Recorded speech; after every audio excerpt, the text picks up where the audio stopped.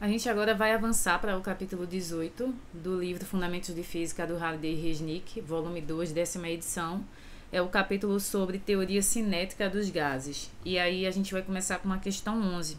Então, nesse ponto, eu espero que você tenha lido o livro-texto e você vai ver que esse capítulo de gases ideais, cinética dos gases, né, tratando gases ideais, ele essencialmente vai relacionar propriedades macroscópicas com propriedades microscópicas desses gases, e a gente vai considerar que o gás é ideal, é uma idealização de fato, né, em que a gente vai considerar que a concentração do gás é tão baixa que essa lei PV igual a nRT pode se aplicar a eles, ou seja, qualquer gás, né, em situação de densidade muito baixa, se comportam como um gás ideal e podem ser descritos por uma lei dos gases ideais, que é uma lei muito simples, que diz que PV, pressão vezes volume, é igual a nRT, onde N é o número de mols, né?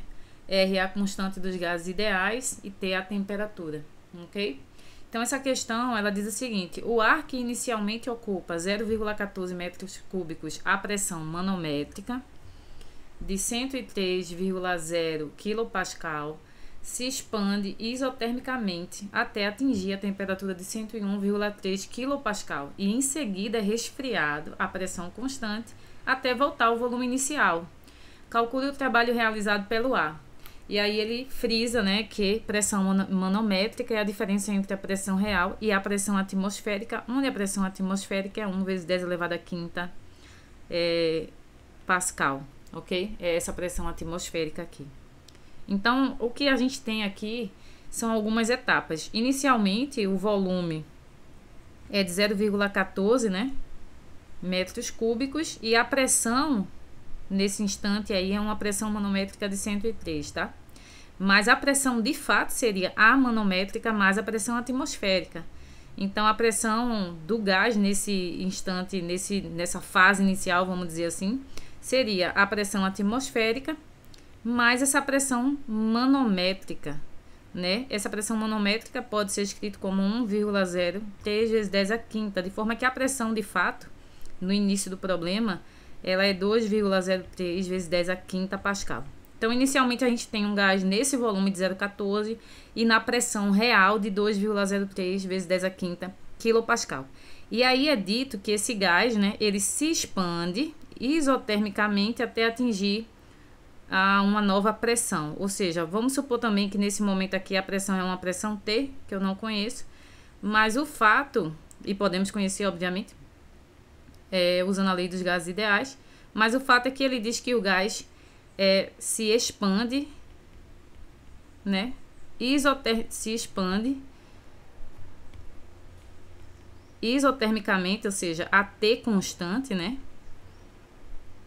E aí ele passa a ter uma nova pressão, que eu vou anotar aqui, a pressão passa a ser uma pressão de 101,3 kPa, que pode ser escrito como 1,013 vezes 10 a quinta, né, pascal.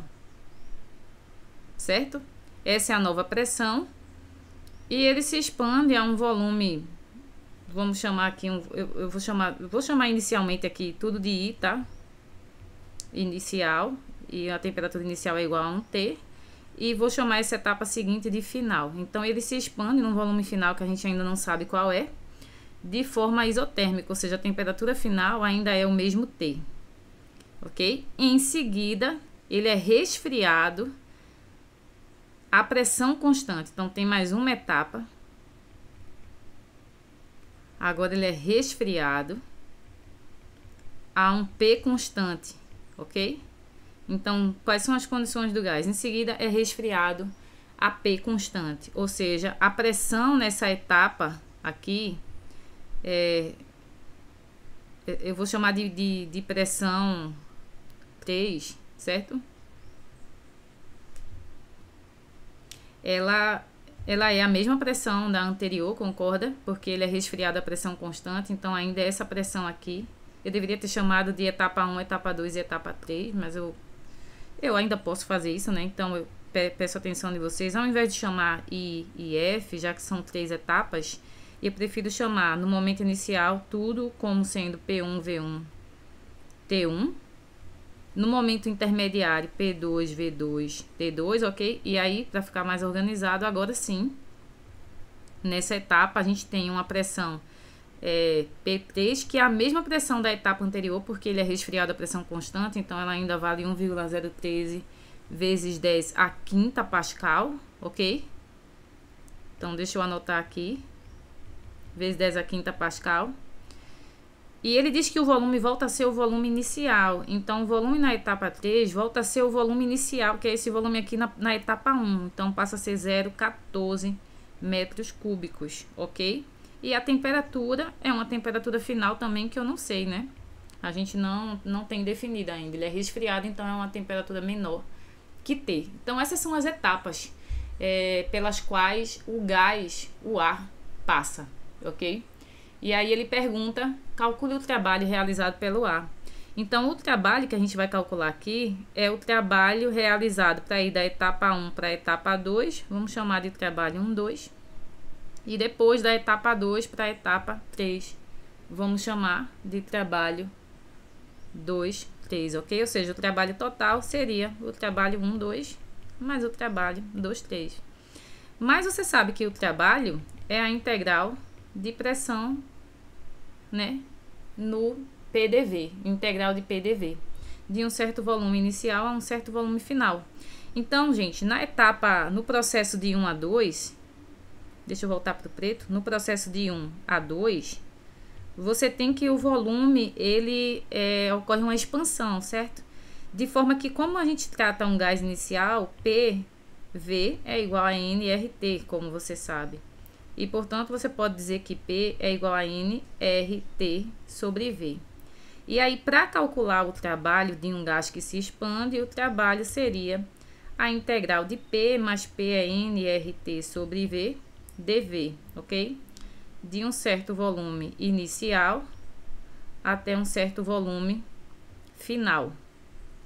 É assim que você calcula o trabalho durante a expansão de um gás, certo? Então, você teria que tudo que é constante eu vou tirar de dentro da integração. Então, nRT, porque na etapa de 1 para 2 o processo ocorre, a expansão ocorre a uma temperatura constante. E aí ficaria integral de dV sobre V de um volume inicial até um volume final. Você sabe que a integral de dV sobre V é ln de V. E aí você põe os limites, volume inicial e final. E, portanto, o trabalho, como está inclusive no livro texto, o trabalho, né, realizado num processo de expansão, ele vai ser essa relação aqui, nRT, ln de VF sobre VI. Essa discussão é feita, tá, na teoria do livro texto.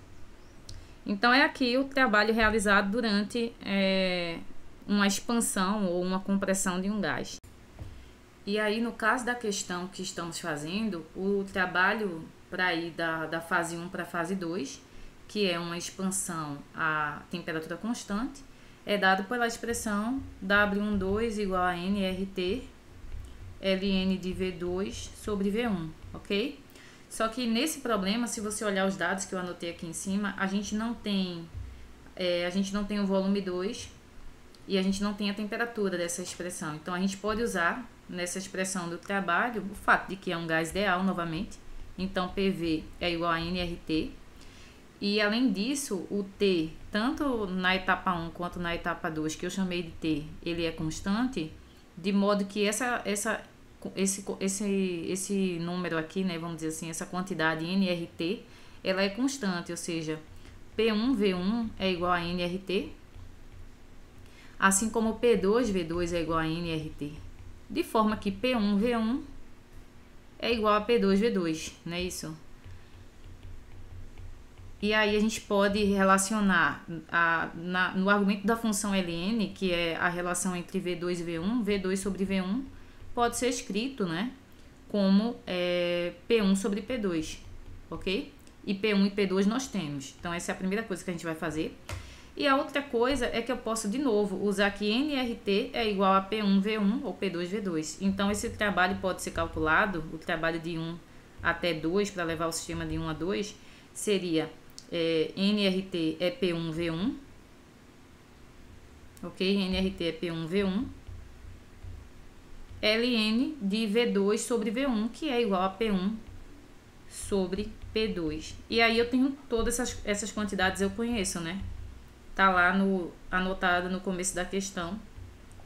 Que tá aqui, ó. Quem é o nosso, deixa eu dar um zoom out, né? Tá aqui os dados lá em cima anotados. Então, quem seria o P1? P1 é 2,03 vezes 10 a quinta. V1 é 0,14. Ln de P1, novamente, que é 2,03 vezes 10 a quinta, sobre P2, que é 1,013 vezes 10 a quinta. Tá tudo certinho aqui? Vamos lá, V2 sobre V1 é P1 sobre P2. Tá certinho, né? Só conferindo. Então, quando você faz o cálculo desse número aqui, dá para cortar 10 a quinta no argumento da função Ln, você tem que W12 vai dar, certo? Faça as contas, vai dar aproximadamente 1,97 vezes 10 a quarta, e é a unidade de trabalho, que é a unidade de energia no Sistema Internacional de Unidades, é o Joule. Então tá aí, ok? É aproximadamente, né, 2 vezes 10 a quarta joules. Esse é o trabalho 1,2. E aí, para terminar a questão, a gente precisa calcular o trabalho para levar o sistema de 2 a 3. Então, vamos lembrar o que acontece nessa etapa seguinte aqui em cima, ó. Então, de 2 a 3, né, que é o trabalho que eu chamei de 2, 3, o sistema ele resfria a pressão constante. Então, aqui é mais fácil, porque o trabalho é realizado, o trabalho 2, 3 é um trabalho realizado a pressão constante. E aí, vou abrir novamente um parênteses aqui do lado. Você sabe que trabalho é integral de P dV, certo? Mas se P é constante, o P sai da integral, então fica a integral de dV, de um volume inicial até um volume final. Então, o trabalho, a pressão constante, ele é simplesmente a integral de dV é V, né? Então, ficaria simplesmente P, VF, menos VI, ou trabalho é igual a P delta V, como está também discutido no livro texto.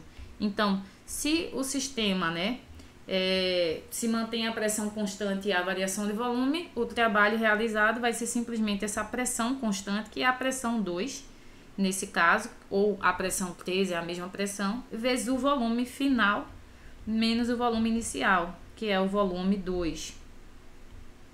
Ok? E aí, novamente, a gente volta para os dados anotados na questão. Quem é P2? P2 é 1,013 vezes 10 a quinta. Ok? Quem é V3? É 0,14. E quem é V2? Bem, a gente não tem ainda o V2, né? Se você percebeu, a gente ainda não calculou. Deixa eu deixar aqui menos V2, mas a gente consegue calcular rapidinho. Pela expressão aqui, que V2 é igual a P1 sobre P2 que multiplica V1. E aí você consegue calcular o V2, ok? Então, vamos calcular rapidinho aqui o V2. Se você substituir P1, que é 2,03 vezes 10 a quinta, o P2 é 1,013 vezes 10 a quinta e V1 é 0,14. Então, você vai achar V2, o valor de V2 vai ser 0,2805 metros cúbicos aproximadamente. Eu não arredondei muito aqui. E aí, para calcular o trabalho, voltando aqui ao cálculo do trabalho, esse trabalho vai ser 1,013 vezes 10 a quinta, que multiplica 0,14 menos 0,2805 aproximadamente. Eu vou arredondar só no final. Então, o trabalho para o sistema aí da etapa 1, da etapa 2 até a etapa 3 é um trabalho negativo, né?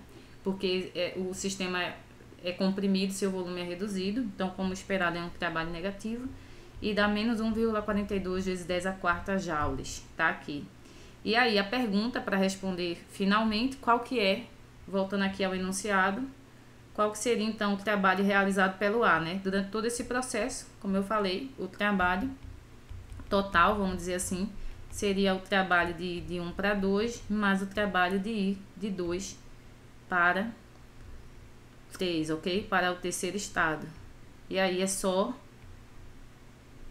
somar, ok? Então, o trabalho total vai ser o trabalho 1, 2, que vale 2 vezes 10 a quarta, menos 1,42 vezes 10 à quarta. Isso dá aproximadamente 5,5 vezes 10 à terceira joules, ok? Essa é a resposta da questão. Bem, gente, é isso. Deixa eu dar um zoom out aqui todo. É isso aí, tá? A questão toda na tela. Aí, mais ou menos, né? Um abraço e até a próxima.